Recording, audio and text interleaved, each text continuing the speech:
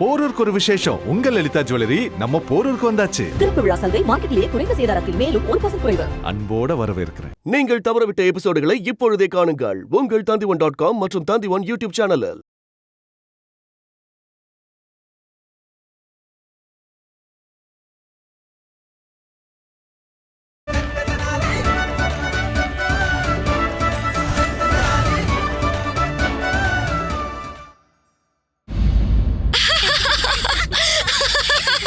शूरवीर महारानी चिना देवी இந்த நாட்டு மகாராணி எதுக்காக அவங்களோட பேரு ஷூர்வீரன் வச்சிருக்காங்க? சூரவீரன்றது ஆண்களோட பேர் இல்லையா? ஷூர்வீர் என்னோட பேரு தான் வித்தியாசமா இருக்குன்னு நினைச்சேன். ஆனா இப்ப நான் தனியாலலாம் இல்ல. அந்த ராணியோட அம்மா அப்பா தான் இந்த பேரை வச்சிருப்பாங்கன்னு நினைக்கிறேன். சரியா சொன்ன. ஆனா ஏன் அவங்க அம்மா அப்பாக்கு வேற எந்த நல்ல பேரும் கிடைக்கவே இல்லையா? எங்க ராஜ்யத்துல ஆண்களுக்கும் பெண்களுக்கும் எந்த வித்தியாசமும் இருக்காது.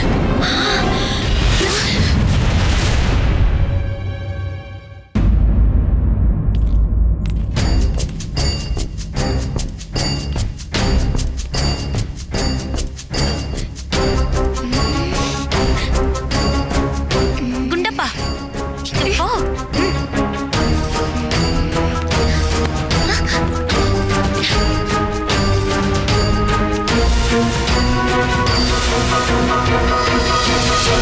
வாங்க, நான் உங்களை ராஜ்யத்தோட தோட்டத்துக்கு கூட்டிட்டு போறேன். போலாம் வாங்க. மகாராஜா கிருஷ்ணதேவராயரே, உங்களையும் உங்களை சார்ந்தவங்களையும் உஜ்ஜயினி அரசவைக்கு வரவேற்கிறேன். நன்றி. மகாராஜா, உஜ்ஜயினிக்குன்னு ஒரு கலாச்சாரம் இருக்கு. நாங்க ஒவ்வொரு வருடமும் தேவர்களின் தேவர்களான மகா காலனுக்கு பூஜை பண்ணுவோம். அந்த நல்ல நேரத்துல பாரதத்திலேயே மிகச்சிறந்த பலசாலியான மகாராஜாவை இந்த பூஜையில கலந்துக்கிறதுக்கு அழைப்பிதழ் கொடுப்போம். நல்லது. என்ன இதுக்கு தகுதியானவன்னு நினைச்சதுக்கு ரொம்பவே நன்றி. மகாராஜா, நான் உங்களுக்காக விசேஷ 6 மந்திரிகள் குழுவை உருவாக்கி இருக்கேன். திரும்பவும் 6?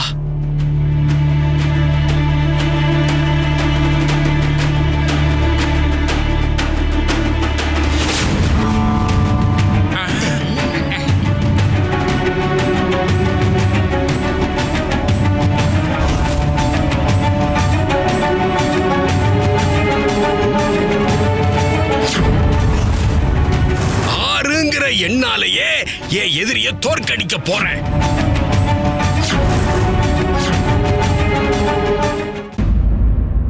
இந்த சிறப்பு குழுவோட நோக்கம் எல்லாரோட தேவைகளையும் நிறைவேற்றுறது தான். நீங்க அஜித் சேனை ஏற்கனவே சந்திச்சிருக்கீங்க. ஆமா ஆமா.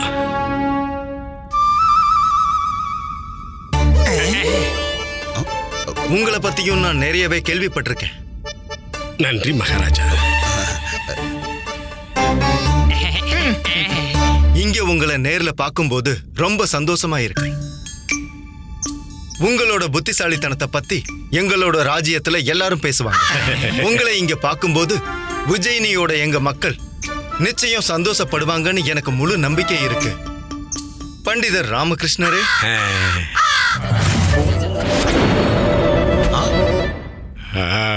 குறி தப்பிரிச்சேதானி. மன்னிச்சிருங்க மகாராஜா, ஆனா இவரு பண்டிதர் ராமகிருஷ்ணர் கிடையாது. இவர் எங்க விஜயநகரத்தோட ராஜகுரு தத்தாச்சாரியார். பண்டிதர் ராமகிருஷ்ணர் இல்லையா? அவர் இங்க அரசவைக்கு வரவே இல்லையா? அவரு இங்கதான் இருக்காரு. பண்டிதர் ராமகிருஷ்ணா. வணக்கம் மகாராஜா. பண்டிதர் ராமகிருஷ்ணரே, உங்களை சந்திக்கணும்னு ரொம்ப நேரமா அவளோட காத்துட்டு இருந்தேன். உங்களை மாதிரியான நபர் கோடியில ஒருத்தர் தான் இருப்பாங்க. பல வருடங்களுக்கு முன்னாடி இந்த உஜ்ஜயினி ராஜ்யத்துல உங்களை மாதிரியே ஒரு திறமசாலி ஞானி ராஜா விக்ரமாதித்யர், அப்புறம் அவரோட நெருங்கிய நண்பர் சிறப்பு ஆலோசகர் கவி காளிதாசரும் உங்களை மாதிரி தான் இருந்தாரு. அப்போ காளிதாசரும் காளி அம்மனோட பக்தராய் இருந்தாரு.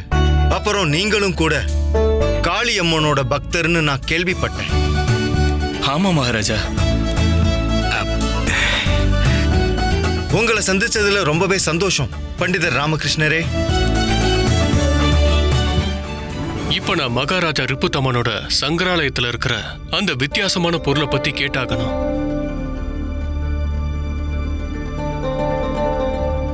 வணக்கம் பண்டிதர் ராமகிருஷ்ணா. வணக்கம். என்னோட பேரு கணேஷ்கர் ராவ். நான் உஜ்ஜயினி ராஜ்யத்தோட மந்திரி. அஜித் சேன் அவர்கள் மூலமா உங்க புத்திசாலித்தனத்தை பத்தி நான் நிறையவே கேள்விப்பட்டிருக்கேன்.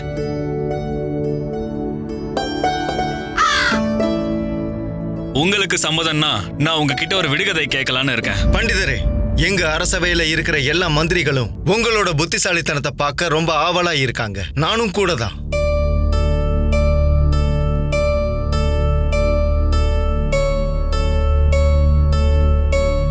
சரிங்க மந்திரியாரே, நிச்சயமா கேளுங்க. இதுல யோசிக்க என்ன இருக்கு? அப்போ இதுக்கான பதில சொல்லுங்க. அதாவது எந்த ஒரு பொருள் பிறக்கும் போதே வேகத்தோட பிறக்குது, அது நேரம் ஆக ஆக 2 மடங்கு 4 மடங்கா ஆகும். அதாவது அது எத்தனை நாள் உயிரோட இருக்குமோ அத்தனை நாள் அது வளர்ந்துகிட்டே இருக்கும். என்ன வளர்ந்துகிட்டே இருக்கும்? குதிரை அப்படி இல்லைன்னா அது மாதிரி மிருகங்கள். அதோட குட்டிகள் பிறக்கும் போதே வேகத்தோட தானே இருக்கும்.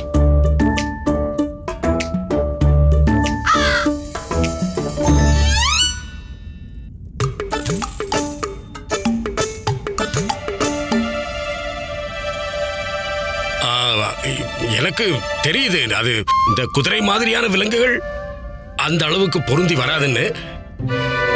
இருந்தாலும் நான் இன்னொரு தடவை யோசிச்சு பார்க்கறேனே.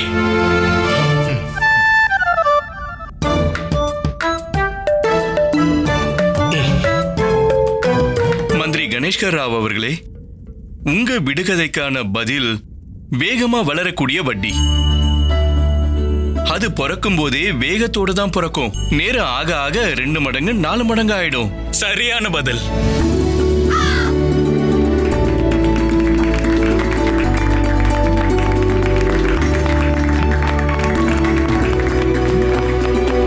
பிரமாதம். நான் உங்களை பத்தி கேள்விப்பட்டதெல்லாம் உண்மைன்னு நிரூபிச்சிட்டீங்க பண்டிதரே. அஜாத் சத்ரு அவர்களே,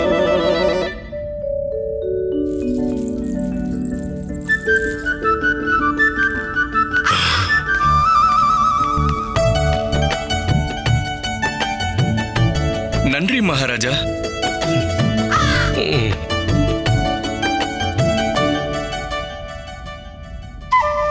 இதுதான் சரியான நேரம். சங்கராலயத்துல வச்சிருக்கிற அந்த விசித்திரமான பொருளை பத்தி இப்பவே நாம இவர்கிட்ட கேட்டாகணும். மகாராஜா ரிப்புத்தமன் அவர்களே, என்னோட மனசுல ஒரு கேள்வி இருக்கு. நீங்க அனுமதி கொடுத்தீங்கன்னா நான் இப்ப கேட்கலாமா? கேளுங்க மகாராஜா. சரி மகாராஜா, உங்க சங்கராலயத்துல ஒரு அற்புதமான விசித்திரமான ஒரு பொருள் இருக்கு இல்லையா?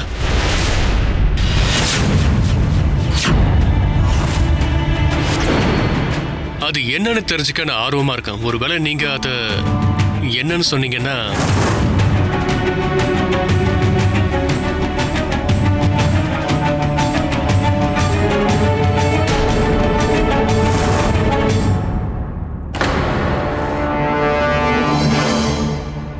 வாங்க மகாராஜா, நான் உங்களுக்கு ராஜ்ய தோட்டத்தை காட்டுறேன்.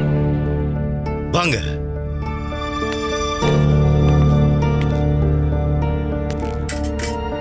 வாங்க.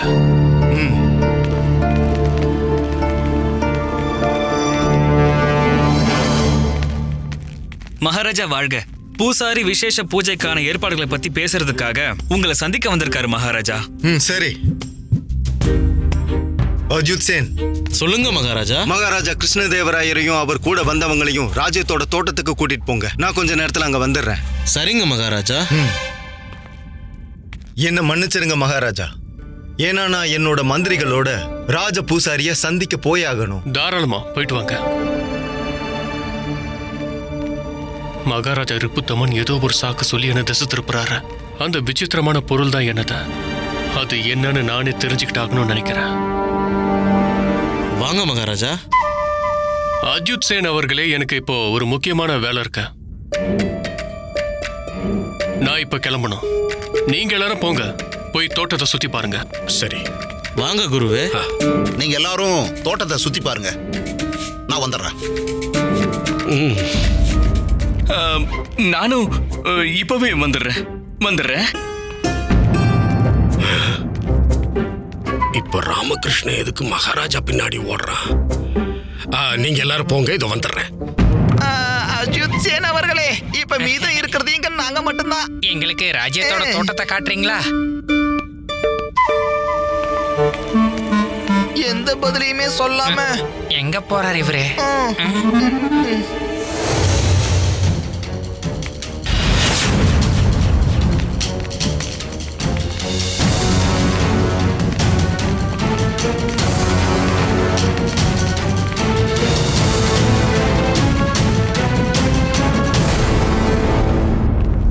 மன்னிச்சிடுங்க மகாராஜா. ஆனா மகாராஜா ரிப்புதமனோட அனுமதி இல்லாம அங்க போறது சரியா இருக்காது. இல்ல பண்டித ராமகிருஷ்ணா, அந்த வெள்ளை நிற துணிக்கு பின்னாடி இருக்கிற ரகசிய பொருளை நான் கண்டிப்பா பார்த்தே தருவேன்.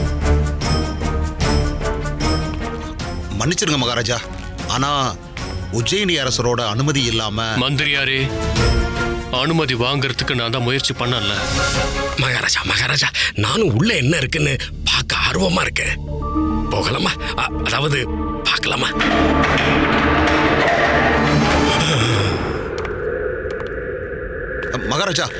மகாராஜா நீங்க அங்க போறது. மந்திரியாரே, நான் அந்த பொருளை பார்த்தே தீருவேன். சரி மகாராஜா, வாங்க.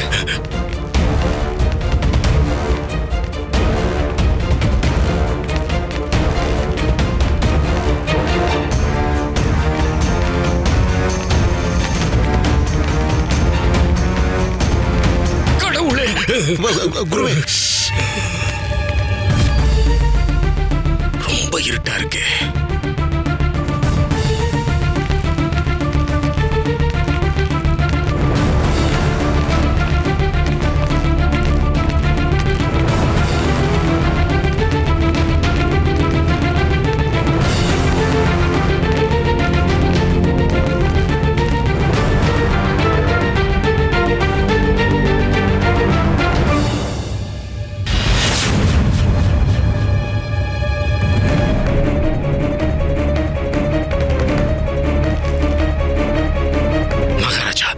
எதையும் கவனமா செய்யுங்க.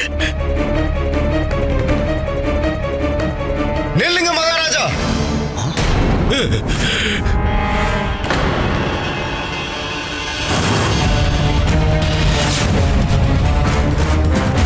கடவுளை மறுபடியும் பயமுறுத்திட்டாரு.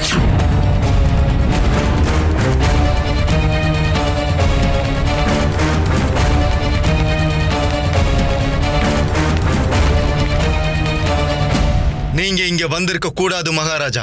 என்ன மன்னிச்சிருங்க. நான் என்னோட இந்த தவறுக்காக மன்னிப்பு கேட்டுக்கிறேன். ஆனா மகாராஜா, இந்த வெள்ளை துணிக்கு பின்னாடி இருக்கிற பொருள் என்ன இந்த இடத்துக்கு கவர்ந்து இழுத்துக்கிட்டே இருக்க. உண்மையை சொல்லணும்னா, நான் இந்த அளவுக்கு என்னோட வாழ்க்கையில எப்பவும் எந்த பொருளுக்காகவும் கவர்ந்திழுக்கப்பட்டதே இல்ல மகாராஜா. மகாராஜா, என் மனக்குழப்பத்தை தீர்த்து வைங்க. இந்த வெள்ளை நிற துணிக்கு பின்னாடி என்ன இருக்குன்னு சொல்லுங்க. அதை தெரிஞ்சுக்க ஆர்வமா இருக்கேன்.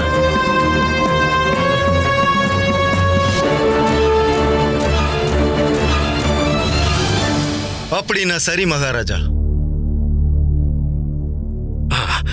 இந்த பொருளை பார்க்கறதுக்கான வாய்ப்பை நான் உங்களுக்கு கொடுக்கறேன். ஆனா அதுக்கு முன்னாடி நீங்க ஒரு விளையாட்டை விளையாடி ஆகணும். விளையாட்ட என்ன? அதுல நீங்க கண்டிப்பா ஜெயிச்சாகணும். நீங்க இதை ஏத்துக்கிறீங்களா? மகாராஜா, ஒரு நிமிஷம். நான் இதை ஏத்துக்கிறேன்.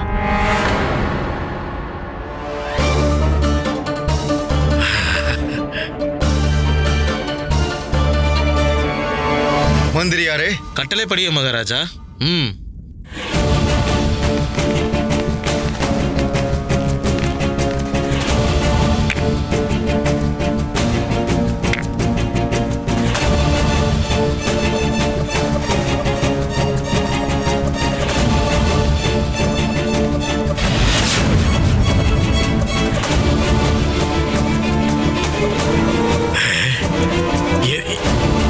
என்னது இது?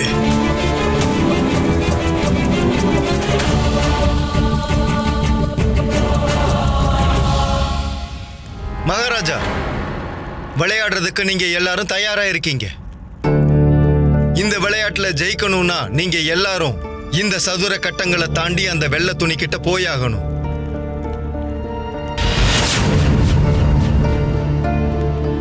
இந்த விளையாட்டோட விதிமுறைகளை நான் உங்களுக்கு சொல்றேன். நீங்க எல்லாரும் உங்க முறை வரும்போது இந்த தாயக்கட்டைய உருட்டணும். அந்த தாயக்கட்டையில என்ன எண் வருதோ நான் அந்த எண்ணின் படி இந்த புத்தகத்துல இருக்கிற கேள்விகளை யார் விளையாடுறாங்களோ அவங்க கிட்ட கேட்பேன். சரியான பதில் சொன்னா கட்டையில இருக்கிற எண்கள் படி அத்தனை அடிகள் நீங்க முன்னோக்கி போகலாம். நீங்க இந்த வெள்ளை துணி கிட்ட எவ்வளவு சீக்கிரம் நெருங்குறீங்களோ அவ்வளவு சீக்கிரம் நீங்க உள்ள இருக்கிற பொருளை பார்க்கலாம். ஒருவேளை பதில் சரியா இல்லைன்னா அப்போ என்ன ஆகும்னு உங்களுக்கே தெரிய வரும் குருவே. மகாராஜா கிருஷ்ணதேவராயரே, விளையாட்ட ஆரம்பிக்கலாமா? சரி, ஆரம்பிக்கலாம். ராஜகுரு தத்தாச்சாரியாரே, தாயக்கட்டைகளை உருட்டுங்க.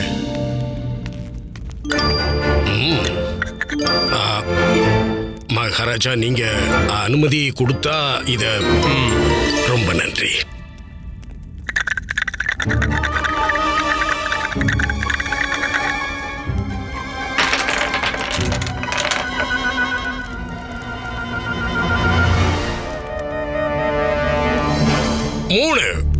மூணு விழுந்திருக்கு. 3. தத்தாச்சாரியாரே, உங்களுக்கான கேள்வி என்னன்னா, கேளுங்க. இந்த உலகத்துல எந்த ஒரு பொருளை பாதி கடவுள் உருவாக்குனாரு, பாதி மனிதன் உருவாக்குனாரு? உங்களுக்கான நேரம் இப்போ ஆரம்பிக்குது.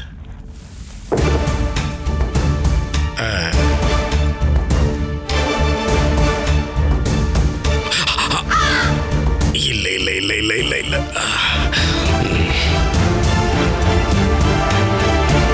மாட்டு வண்டி.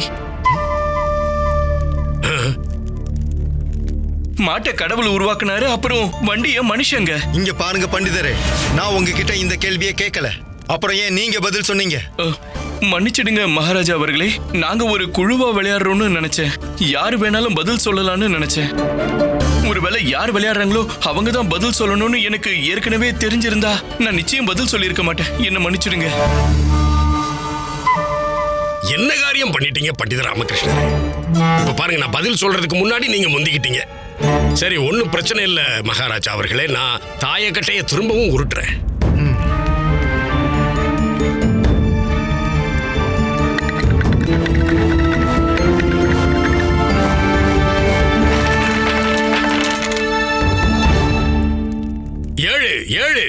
ஏழு விழுந்திருக்கு.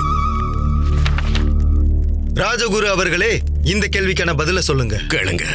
தேள் திரும்ப திரும்ப ஒரு முனிவரை கொட்டிக்கிட்டே இருந்துச்சு. ஆனாலும் முனிவர் அதை தாக்காம திரும்ப திரும்ப அதை மன்னிச்சுட்டே இருந்தாரு. இதுல கேள்வி என்னன்னா, அந்த முனிவர் எதுக்காக இப்படி பண்ணாரு? உங்களுக்கான நேரம் இப்போ ஆரம்பமாகுது.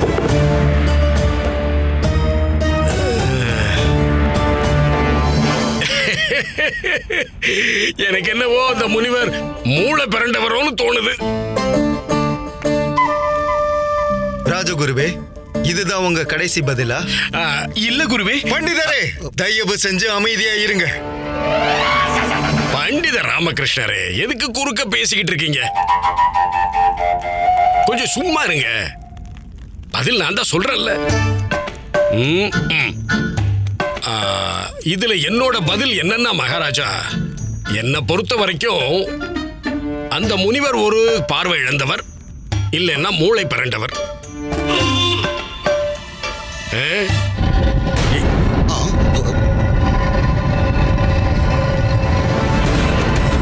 என்ன நடக்குது? மகாராஜா, என்ன காப்பாத்துங்க. குருவே, குருவே, மகாராஜா நம்ம குரு பண்டித ராமகிருஷ்ணா நம்ம குரு எங்க போனாரு? குருவே, நில்லுங்க மகாராஜா. நீங்க எங்க நிக்கிறீங்களோ அங்கேயே நில்லுங்க. ஏன்னா விளையாட்டு ஆரம்பமாயிடுச்சு.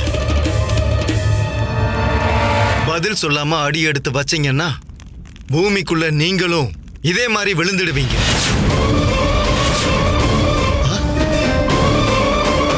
இப்போ குரு எங்க போயிட்டாரு?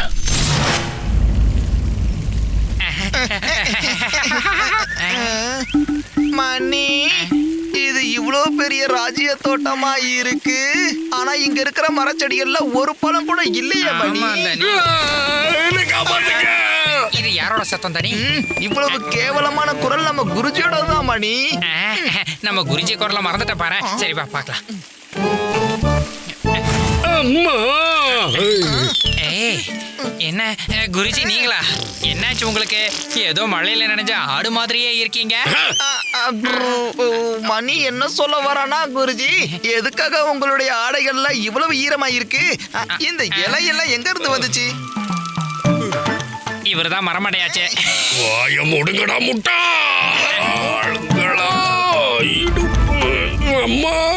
மகாராஜா, ராஜகுரு தவறான பதில சொல்லிட்டாரு. அதனால அவரை விளையாட்டை விட்டு வெளியே அனுப்பியாச்சு. விளையாட்டுல தோத்துட்டாரா? அவரை இந்த அறையில இருந்து வெளியே அனுப்பிட்டீங்க.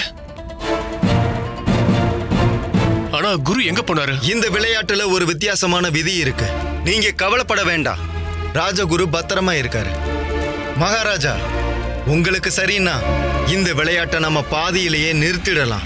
ஆமா மகாராஜா. வேண்டாம் மகாராஜா, ஆட்டத்தை நம்ம திரும்ப ஆரம்பிக்கலாம். அப்போ சரி மகாராஜா, உங்களுக்கு சம்மதம்னா நீங்க இந்த கேள்விக்கான பதில சொல்லிட்டு 7 அடி முன்னாடி எடுத்து வைக்கலாம். மகாராஜா ரிப்புதுமன் அவர்களே, இந்த கேள்விக்கான பதில நான் கொடுக்கலாமா? அது முடியாது பண்டிதரே. இந்த விளையாட்டின் விதிப்படி தோத்து போனவங்க பக்கத்துல யார் இருக்காங்களோ அவங்களுக்கு தான் இந்த வாய்ப்பு கிடைக்கும். மகாராஜா ரிப்புத்தமன் அவர்களே, பதில நான் சொல்றேன். உங்களுக்கான நேரம் இப்போ ஆரம்பிக்குது.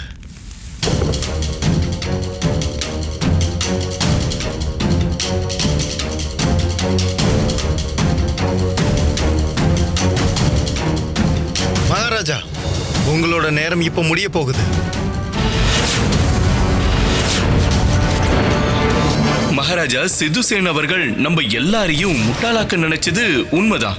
இவரால கலைக்கும் பேர் அவமானம். ஆனா ஒரு விஷயத்தை நம்ம ஒத்துக்கிட்டு தான் ஆகணும். இவருடைய இந்த கலை இரும்பு காப்புகளால மிருதங்கத்துக்கு உள்ள இருக்கிற காந்தத்தின் மூலமா இந்த மிருதங்கத்தை தொடாமலே எந்த தவறும் இல்லாம அடிக்கிறது ஒரு அதிசயம் இல்லைன்னா வேற என்ன மகாராஜா? பண்டித ராமகிருஷ்ணா, நான் விஜயநகரத்தோட கலாச்சாரத்தை தான் பின்பற்றணும்னு விரும்புறேன்.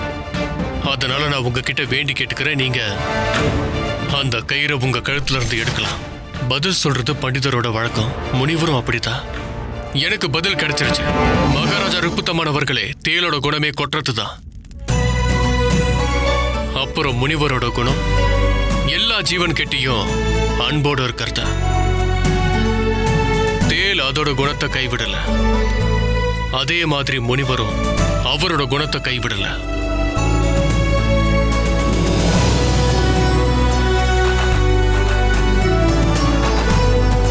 சரியான பதில் மகாராஜா. பிரமாதம் மகாராஜா, பிரமாதம். மகாராஜா, நீங்க 7 அடி முன்னாடி எடுத்து வைக்கலாம்.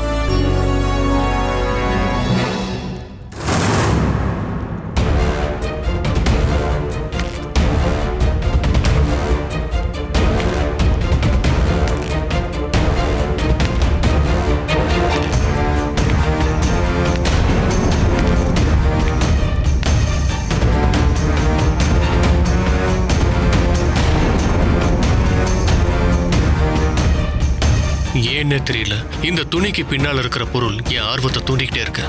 என்னன்னே தெரியாத இந்த பொருள் மேல மகாராஜாவுக்கு இருக்கிற ஆர்வம் ஏதாச்சும் ஆபத்தை விலை கொடுத்து வாங்கிடுமோ? மந்திரியாரே, இப்போ உங்களோட முறை. தாயக்கட்டைய உருட்டுங்க.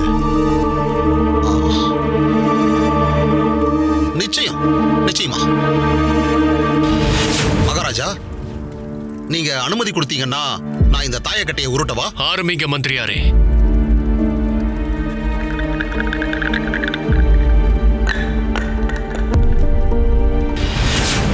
ரெண்டு விழுந்திருக்கு.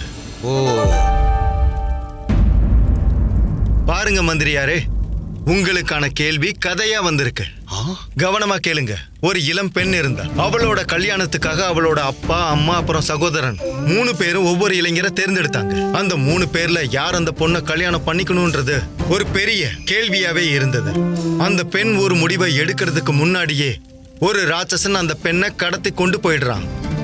அப்ப அந்த பொண்ணோட வீட்டுல தேர்ந்தெடுக்கப்பட்ட இளைஞர்கள் அந்த ராட்சசன் கிட்ட இருந்து அந்த பெண்ணை காப்பாத்துற பொறுப்பை ஏத்துக்கிட்டாங்க. முதல் இளைஞனுக்கு பறக்கிற சக்தி இருந்தது. இரண்டாவது இளைஞனுக்கு எல்லா திசைகளும் தெரியும். அப்புறம் மூணாவது இளைஞனுக்கு குறி தவறாம அம்பு எய்கிற திறமை இருந்தது. முதல் இளைஞன் எல்லாரையும் கூட்டிக்கிட்டு பறந்து போனான். இரண்டாவது இளைஞன் திசை ஞானம் மூலமா அந்த ராட்சசன் எங்க இருக்கான்னு தெரிஞ்சுக்கிட்டான். மூணாவது இளைஞன் வில்வித்தையால ராட்சசனை எதிர்த்து சண்டை போட்டு ஜெயிச்சான். இப்போ உங்களுக்கான கேள்வி என்னன்னா, அந்த இளம்பெண் இந்த 3 பேர்ல யார கல்யாணம் பண்ணிக்கணும்? உங்களுக்கான நேரம் இப்போ ஆரம்பிக்குது.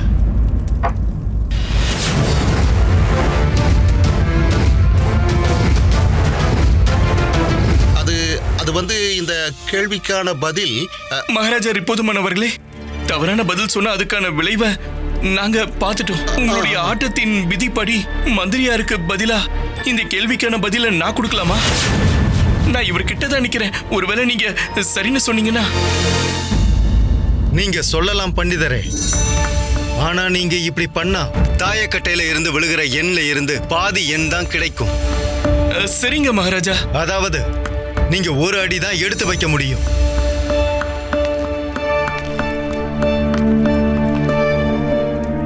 உங்களுக்கான நேரம் இப்போ ஆரம்பிக்குது. முதல் இளைஞன் அவனுடைய திறமையால எல்லாரையும் கூட்டிட்டு போனான்.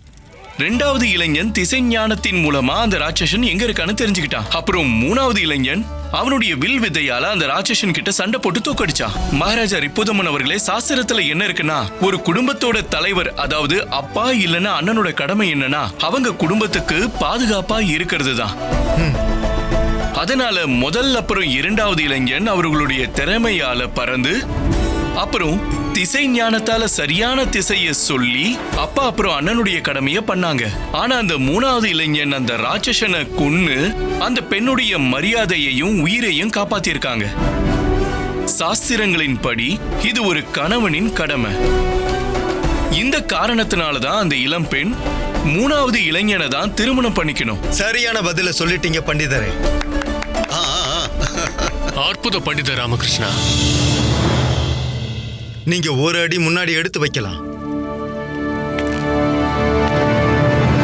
பாருங்க பண்டிதரே, இப்போ உங்களோட முறைதான். நீங்க உருட்ட ஆரம்பிங்க.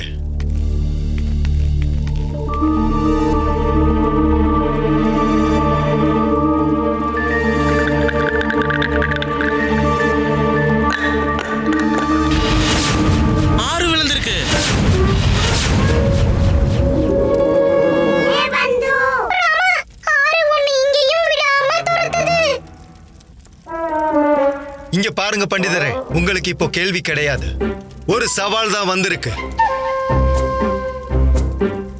பண்டிதரே, உங்களுக்கு சவால்களோட விளையாடுறது பிடிக்கும்னு இந்த புத்தகத்துக்கும் தெரிஞ்சிருக்கு போல.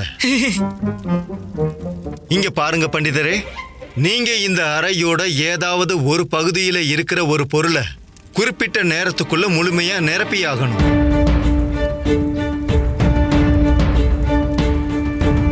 சாத்தியமே இல்ல. இது என்ன வித்தியாசமான சவாலா இருக்க? மகாராஜா, இதுதான் உண்மையான சவால். இங்க பாருங்க பண்டிதரே, இப்போ உங்களுக்கான நேரம் ஆரம்பிக்குது. ஒரு நிமிஷம். நான் என்னுடைய இடத்துல இருந்து வேற இடத்துக்கு மாறி இந்த சவாலை நான் பண்ணலாம்ல? தாராளமா பண்ணலாம். உங்களுக்கான நேரம் இப்போ ஆரம்பமாகுது.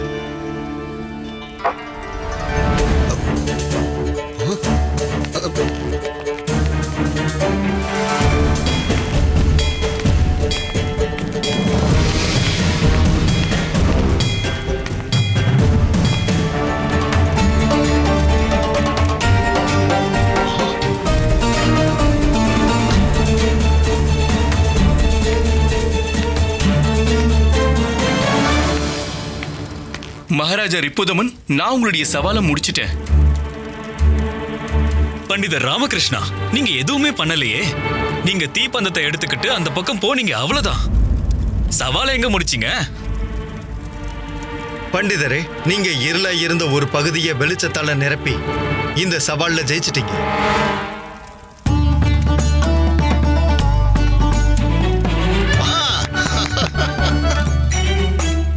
இப்போ நீங்க உங்களோட இடத்துக்கு வரலாம். பிரமாதம் பண்டிதர் ராமகிருஷ்ணா. பண்டிதரே, நீங்க 6 அடி முன்னாடி எடுத்து வைக்கலாம்.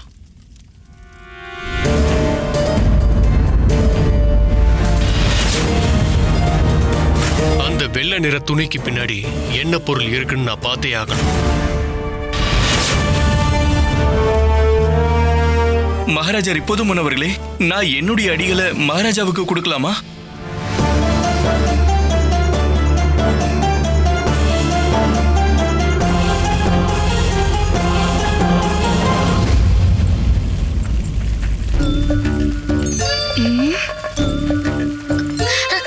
சாரதா ஒரு தடவை பாக்குதுனே. சுமார். இந்த சின்ன பையன் என்ன சொல்றான் சாரதா தேவி? நான் ஒன்னும் சின்ன பையன் இல்ல, நானும் ஆம்பளை தான். மன்னிச்சிருங்க ஷூர்வீர் தேவி அவர்களே, அது சின்ன பையன்ல, அதான் இப்படி எல்லாம் பேசுறா. அமைதியா இருக்குண்டப்பா. ஒன்னும் பிரச்சனை இல்ல. வாங்க.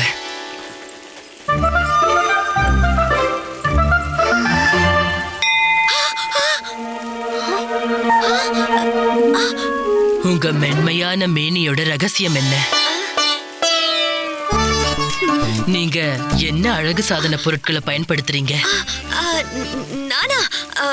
நான் பாலேடு அப்புறம் வெள்ளை சந்தனம். அதானே மகாராணி சின்னதேவி? ஆமா, அதேதான். அப்படின்னா நானும் பாலேடு வெள்ளை சந்தனத்தை பயன்படுத்துறேன். அப்பதான் எனக்கு உங்களை மாதிரி மென்மையான மேனி கிடைக்கும். ரொம்ப நல்லது. போலாமா? வாங்க வாங்க போலாம். எனக்கு என்னவோ லானி ஷூல்வீருக்கு லானி திலமிலமாவ ரொம்ப பிடிச்சு போச்சுன்னு நினைக்கிறேன். வாய் மூடு. உண்மையாவே அப்படி பண்ணணும்னு நினைக்கிறீங்களா? ஆமா. அப்படின்னா நீங்க இந்த விளையாட்டை விட்டு வெளியேற நிலைமை வரும். தன் மகாராஜாவோட வெற்றிக்காக சேவகன் என்ன வேணும்னாலும் பண்ணலாம்.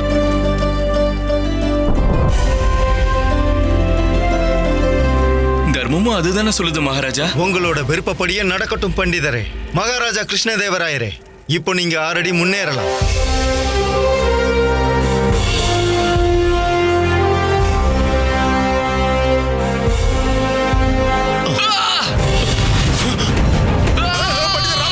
பண்டிதர் ராமகிருஷ்ணா.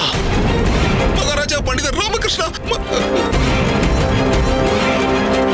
மகாராஜா, இந்த ஆட்டத்தை நாம இதோட முடிச்சிடலாம் மகாராஜா.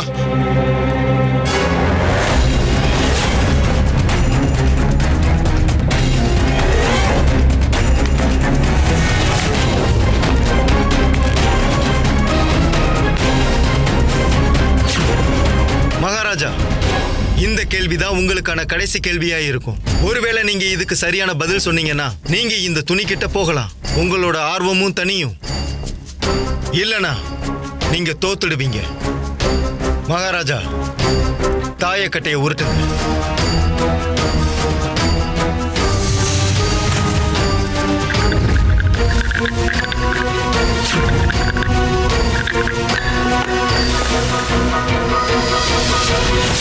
மூணு விழுந்திருக்கு. மகாராஜா அவர்களே, இந்த முறை இந்த புத்தகம் உங்களுக்கு ஒரு வித்தியாசமான கேள்வியை கேட்டிருக்கு. இத கவனமா கேளுங்க.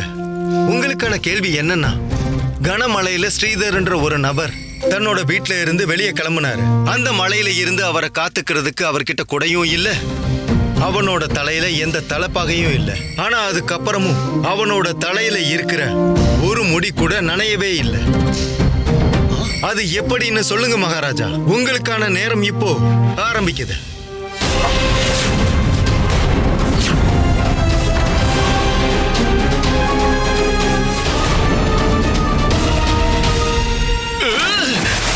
கொஞ்சம் இருங்க. என்னடா சத்தம் அது?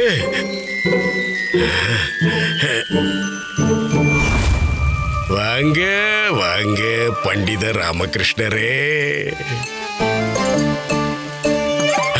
பாருங்க பாருங்க பாருங்க, அதீத அறிவாளி, அதிபுத்திசாலி, மகா பண்டிதர், விஜயநகரத்தோட 8வது சிறப்பு நிபுணர் பண்டிதர் ராமகிருஷ்ணா. இந்த நாட்டு ராஜா கேட்ட கேள்விக்கு தவறான பதில் சொல்லி இங்க வந்து விழுந்துட்டாரு. எப்படி இது?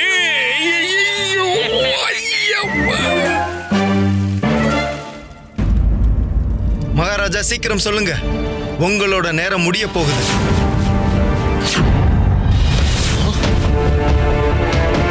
குடையும் இல்லாம, தலையில தலைப்பாகையும் இல்லாம, கனமழையில ஸ்ரீதரோட ஒரு முடி கூட நனையல. ஆனா அப்படி நடக்க வாய்ப்பே இல்லையே. பதில் கிடைச்சிருச்சு. ஏன்னா ஸ்ரீதரோட தலையில ஒரு முடி கூட இல்ல. அவரு மொட்டை அடிச்சிருந்தாரு. அதனாலதான் அவர் முடி ஒண்ணு கூட நனையல. சரியான பதில சொன்னீங்க மகாராஜா. மகாராஜா, நீங்க 3 அடி முன்னாடி எடுத்து வைக்கலாம். இப்போ நீங்க இந்த பொருள் கிட்ட வரலாம்.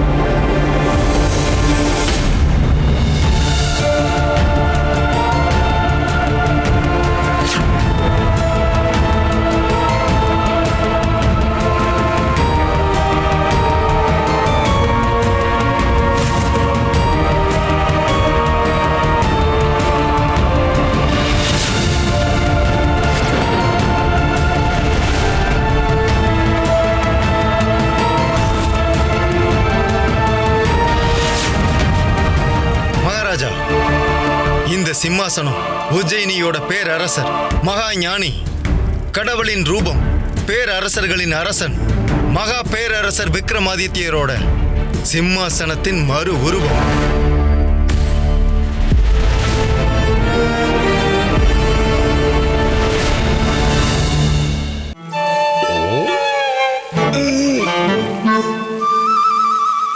மகாராஜா அங்க தனியா இருக்காரு.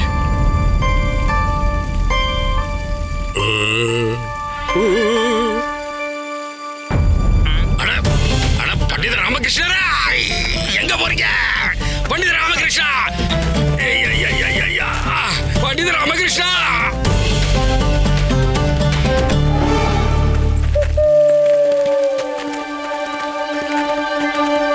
பண்டித ராமகிருஷ்ணரே, பண்டித ராமகிருஷ்ணா.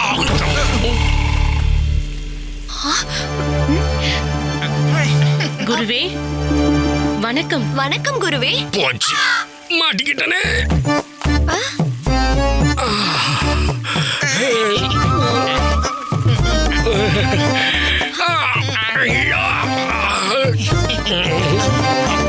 வணக்கம் மகாராணி திருமலம்பா அவர்களே. வணக்கம் மகாராணி சின்னதேவி அவர்களே. வணக்கம் மகாராணி சூர்வீர் அவர்களே. வணக்கம். குருவே, நீங்க ஏன் இந்த நிலைமையில இருக்கீங்க?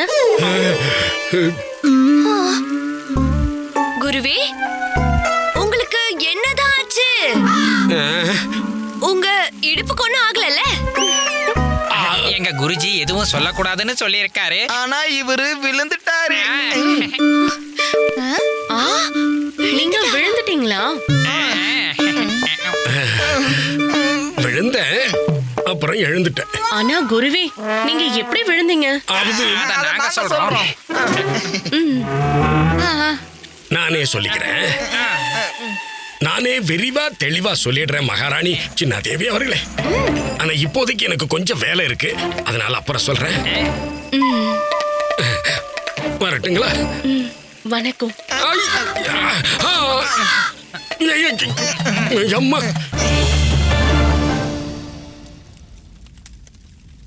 மகாராஜா, நான் நல்லா தான் இருக்கேன் மகாராஜா. நான் இல்லாததுனால நீங்க கொஞ்சம் கவலைப்பட்டிருப்பீங்கன்னு எனக்கு தெரியும். அதுக்கு ரொம்ப நன்றி. ஆனா கவலைப்படுறதுக்கு இப்ப ஒண்ணுமே இல்லை மகாராஜா. அது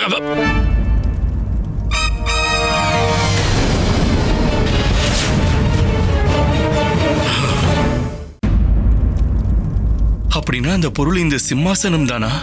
இது ஒன்றும் சாதாரண சிம்மாசனம் இல்ல பண்டிதர் ராமகிருஷ்ணா. இது மகாராஜா விக்ரமாதித்தர் சிம்மாசனத்தோட மறு ரூபமா. மகாராஜா, உங்களுக்கு ஏற்கனவே தெரிஞ்சிருக்கும், இயற்கையின் சீற்றத்தால அந்த சிம்மாசனம் ஏற்கனவே சொர்க்கத்துக்கு போய் சேர்ந்துடுச்சு. ஆனாலும் இந்த மறு உருவமான சிம்மாசனம் அதுக்கு குறைஞ்சது இல்லை. இந்த சிம்மாசனத்துல இதுவரைக்கும் யாராலையும் உட்கார முடியல. அது ஏன்னா மகாராஜா, இந்த சிம்மாசனத்துல உட்கார்றதுக்கு தகுதியான அரசர் இன்னும் கிடைக்கல. மகாராஜா, இந்த சிம்மாசனத்துல உட்காரணும்னா அந்த அரசருக்கு 32 குணநலன்கள் இருக்கணும். 32 குணங்கள். ஆனா 32 குணநலன்கள் இருக்கிற அரசர் இன்னும் பிறக்கவே இல்லை. மகாராஜா ரிப்புத்தமன் அவர்களே, இதை கேட்கறதுக்கு உங்களுக்கு ஆச்சரியமா இருக்கலாம். ஆனா அந்த 32 குணங்களோட இந்த சிம்மாசனத்துல உட்கார்ற தகுதியான ராஜா ஏற்கனவே பிறந்துட்டா.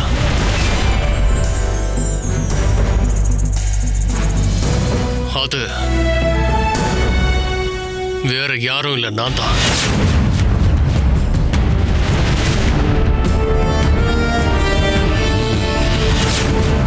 மன்னிச்சிடுங்க மகாராஜா. பண்டித ராமகிருஷ்ணா, நான் பேசிட்டு இருக்கேன்ல. மகாராஜா ரிப்புத்தமன் அவர்களே, நான் விஜயநகரத்தோட அரசன் கிருஷ்ணதேவராயர். நான் இதுவரைக்கும் என் ராஜ கடமைகளை தவறுனதே இல்ல. என் வாக்க காப்பாத்த பல முறை என்னோட உயிரிய பணைய வச்சிருக்கேன். விஜயநகர ராஜ்யத்தோட அரசவை எப்பவும் நியாயம் வழங்குறதுல புகழ் பெற்றது. எங்க ராஜ்யத்தோட குடிமக்கள் செல்வ செழிப்போட வாழ்றாங்க, சந்தோஷமா இருக்காங்க. அதாவது நான் பேரரசர்களின் பேரரசன். இந்த சிம்மாசனத்துல உட்காரத்துக்கான தகுதி எனக்கு இருக்கு.